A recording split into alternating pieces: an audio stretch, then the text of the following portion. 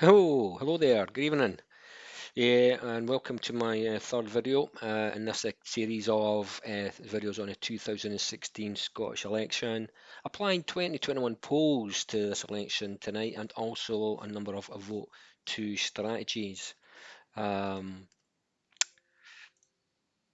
the simulations I'll be applying tonight is I'll be looking to apply the current average polls for 2021 and applying these to 2016 election so that the vote share replicates these current polls, just to see what the impact would have been on the election result, given the difference in the number of the figures. The second simulation is I will be allocating all the SNP list 2 voters, 100% of them to the Greens, on top of these 2021 polls. Again, just to show you the kind of figures that would be delivered. So that's all the SNP constituency voters deciding to vote Greens on the vote 2 ballot paper. The third simulation I'm going to be doing this is very similar to simulation 2, except instead of the vote being allocated to the Greens, we're going to split the SNP vote on the regional list between two parties, 50% to the Greens and 50% to the Independence Party, another Independence Party. So that effectively means all the SNP voters on the constituency vote split their vote across two parties in equal share. The fourth simulation, again similar to the simulation 3, except instead of two parties sharing the SNP split vote, is going to be three parties sharing the SNP split vote. 50% to the Greens, 30% to an Independence Party one, and then 20% to another Independence Party. On the first simulation, I'm going to do the kind of the reverse, and I'm going to replicate or produce the SNP1 and SNP2 strategy. So that would be 100% all the voters on the constituency vote decided to vote for SNP on the regional list. That's 100% of all the voters doing voting SNP 1 and 2. And for my final two simulations, before I do them, I'm going to apply the 2020 poll back in October, which had the biggest margin of a SNP lead, between SNP and its nearest challenger, which I think was the Tories. The SNP at that time were polling at 58%, and the gap was at 39% to the other party in second place. Once I've applied that poll, I'm then going to run simulation 2 again, which is allocate all the SNP list votes to Greens for the regional list vote, and then I'm going to do simulation 5, which is again an SNP 1 and SNP 2 vote to see what the impact is on that, and we can compare these two results. So without any further ado, I'm going to bring up my spreadsheet. Now, if you've seen my first couple of videos, this spreadsheet should look kind of familiar to you. There's a little bit of changes in it that I've introduced another two columns in here for my simulations of having another two independence parties, but it still contains the basis of the presentation itself, which is explaining how the list vote works and how the DONT method works in terms of allocating all the seats in the DONT and the sort of regional list voting process, and how the coefficients were calculated to gain the results and to work out the results of seat allocation. So if you haven't seen that video, I would definitely highly recommend it and get you familiar with the spreadsheet and its components, etc. Now it's currently sitting at what the result was of the 2016 election, where the SNP had 59 seats on the constituency vote, and the SNP and had 4 seats on the regional list, for a seat total of 63, which still wasn't a majority. They lost the majority, it was a -3, but there was an independence majority made up of 63 for the SNP and 6 for the Greens, which was 69. So they did have a majority of 9 on the independence footprint. Okay, so that is as the 2016 results stood. So for my first before I start the simulations, what I need to do is I need to apply the current polls for 2021. So I have a separate spreadsheet on here that does this. This is my constituency spreadsheet, which basically has all the constituents, all 73 of them, and how and the results on the right hand side. So you can see a lot of yellow in there, bits of blue, couple of bits of red and orange for these seats here. So I've got a poll here that I want to apply. Now there's my list of polls. I'm going to apply the average polling figures. Now I don't have the latest poll on this list, primarily because I want to keep this consistent with my first two videos, but also I believe that poll was kind of debunked anyway. So I'm going to apply the average of all the polls that you see on there, dating from February 21 all the way back to October 2020. At that point, S&P were polling at 54% on average, with a gap of 34%. So that was to the second place, 20% on the Tories.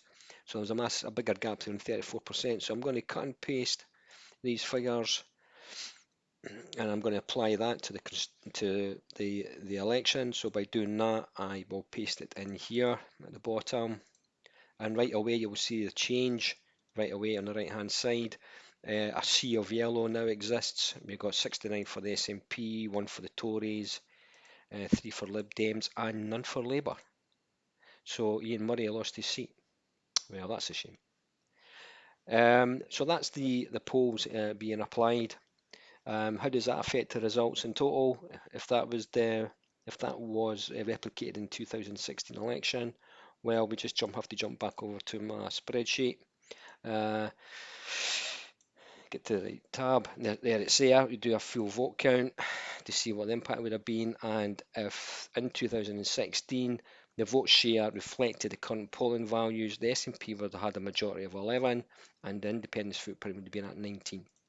So that would have been SNP won 69 constituency seats and 1 regional seat. So they actually lost 3 in the process.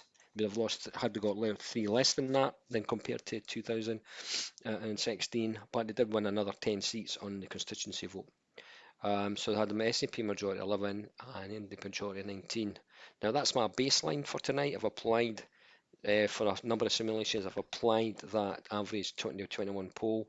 So now I'm going to move on to my other simulations, which is the first one is, what if all the SNP constituency voters voted for Green in 2016 using the current 2021 polls? What would that have entailed? Okay, so I've got the values here to paste in. I'm going to paste these across. As you can see, 0 for the SNP across the board. Nobody voted for SNP in the regional list. All the votes went to Greens. So we do a vote calculation on that, and what do we get? Well, we get quite amazing numbers actually. The SNP majority has gone down to, and you can understand why. They did keep, they've got the 69, but they've lost their seat, which when you lose a seat, it shows a difference of 2, you double it to show the difference. So they lost their seat on the regional list, but they kept their 69. But the independence majority has gone up to 73. Now that's massive. How did they get to 73? Well, that's because they have won 32 seats, the Greens. They have won 4 seats on every region in the regional list. So they won 4 seats. So the footprint for independence is 69 plus 32, that's 101, which is another massive number. So 101 seats for the independence footprint, leaving the anti-independence numbers at 14, 11's 25, and 3's 28. So 101 to 28. That's a big, massive difference. So now you can see and understand why the SNP split vote to another party is quite attractive, because it does give a massive independence footprint, but in the negative side of things is it kind of did reduce the majority by 2 down to 9. I want you to keep me a note on this. I'll mention this a few times in the Lothian area, whereby, well, in fact, across all the areas, the Green all gained 4 seats. I'm going to be coming back to this in terms of maybe another alternative voting strategies. But anyway, that's my first simulation.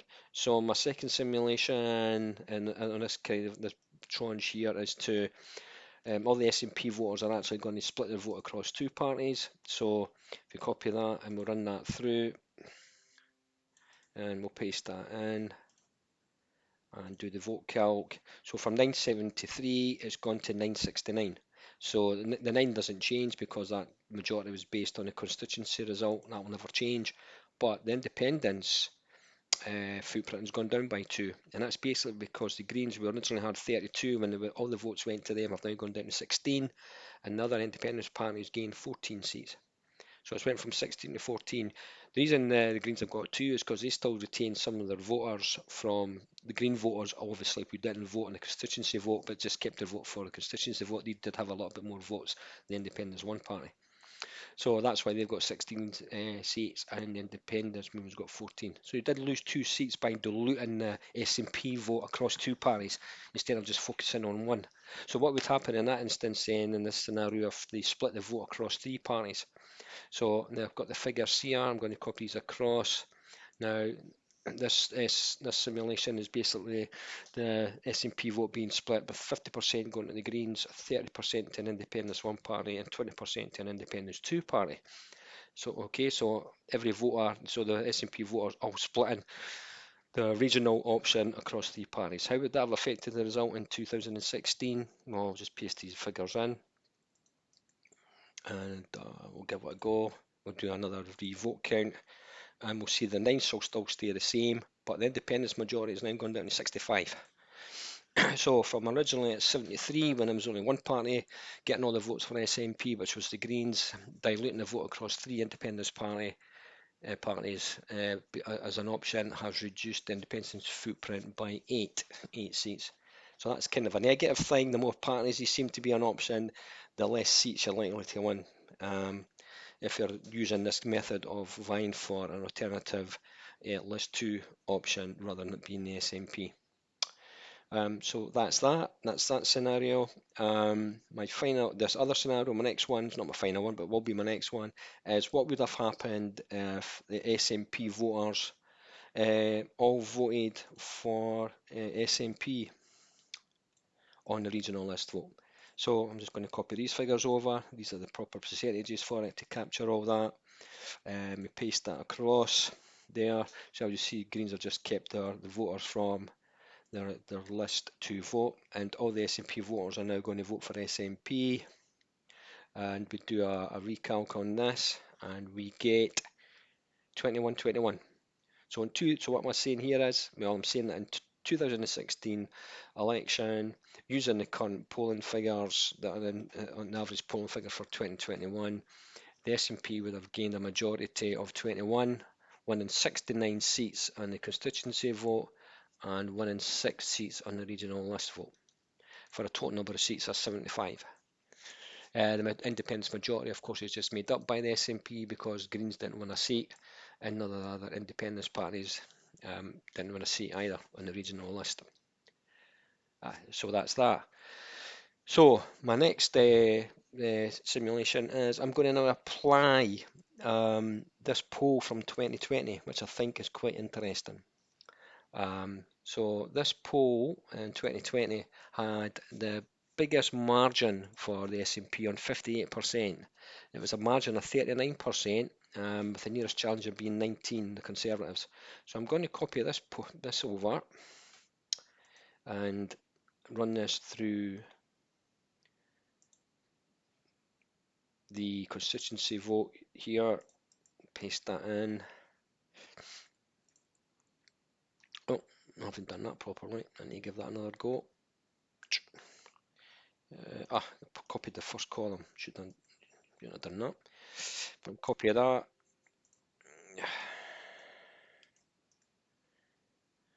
Copy that. And there's always a glitch. Every time I do these videos, there's always a technical glitch. Never fails.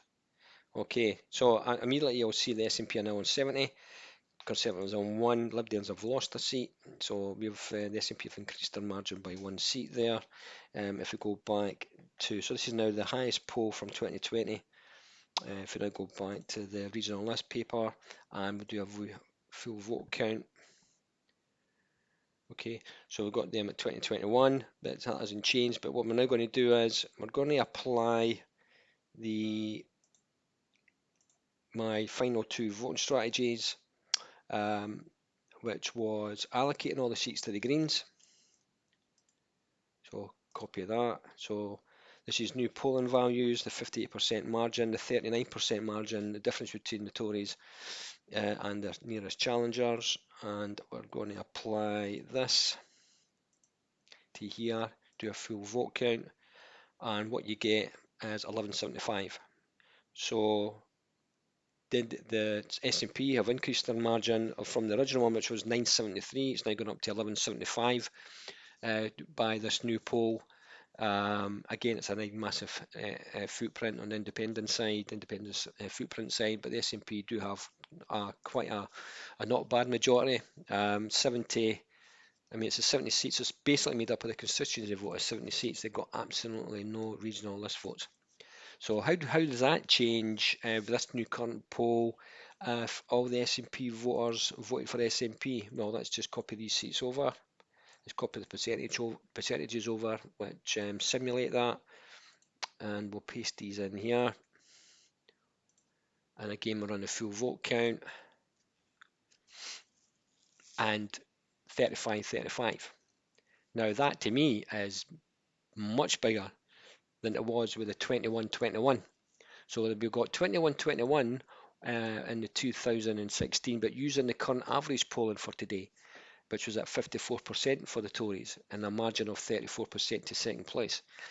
By an increase of 4% or up to 58% for the Tories and a margin of 39%, they've increased their SNP majority by 14.